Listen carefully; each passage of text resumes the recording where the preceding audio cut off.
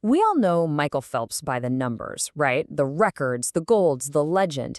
But today, we're going to go behind all of that to really deconstruct the relentless mindset that made him the greatest Olympian of all time. So let's just start with a number that basically defines his career. 28 Olympic medals. I mean, it's a number so huge, it's kind of hard to even wrap your head around. To put it in perspective, if he were his own country, he would rank as the 36th most successful country in Olympic history, just by himself. It's wild. So an interviewer once stated this incredible fact to him, just laying out the sheer scale of his achievement. But his response? Well, it tells you absolutely everything you need to know about the code that was running in his brain. He actually corrected him, said only the 23 golds count. Think about that for a second. What kind of mindset sees a silver or a bronze medal, the absolute peak for most athletes, as something not even worth mentioning? What is the operating system behind that kind of thinking? Well, let's break it down. It all starts with Pillar 1 of his playbook, which is just a complete and total redefinition of what it even means to win. This quote right here, this gets to the very heart of his motivation. For Phelps, the driving force wasn't the thrill of victory.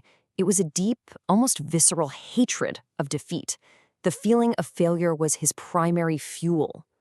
In his world, the logic was just brutal and simple. If you got second, you lost. If you got third, you lost.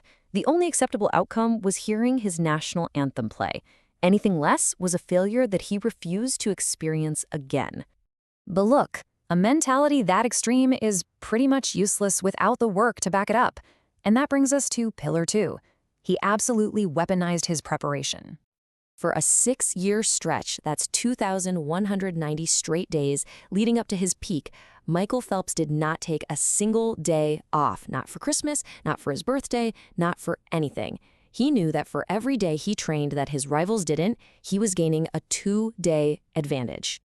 He had this really powerful metaphor to frame this whole grind. Every single practice, every lap, every meal was a deposit in the bank. He was just building this account of pure effort that was so massive that when race day, the withdrawal, finally came, no one else on the planet could even come close to matching his balance. And this obsessive preparation, it wasn't just about physical endurance. It was about building an unshakable, totally bulletproof confidence. He would step onto the blocks knowing that he had simply outworked every single person on Earth. Period. But the work wasn't just in the pool. Let's look at Pillar 3, which honestly might be the most fascinating part of all, engineering reality through intense mental rehearsal. You see, he and his coach, Bob Bowman, they developed this 3-part visualization system. They would play the perfect tape of an ideal race, but crucially, they'd also play the failure tape to really understand what losing felt like and how to avoid it. And finally, the what-if tape, preparing him for any kind of chaos you can imagine. And this is the payoff.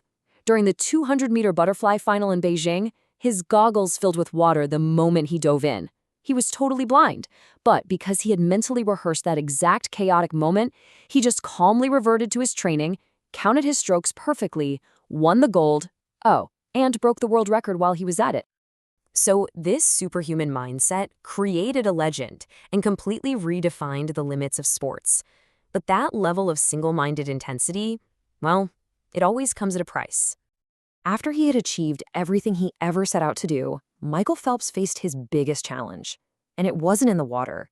It was the crushing question of what's next, and the battle for his own mental health, dealing with profound depression and anxiety that came after all of his unparalleled success. He took that struggle public, and now he uses his platform to shine a massive light on a silent epidemic.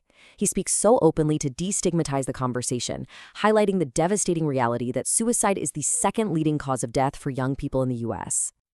And in the end, his definition of winning changed once more. The man who once saw silver as failure now sees saving a life as his greatest victory, leaving us with a powerful, new playbook on what it truly means to be a champion.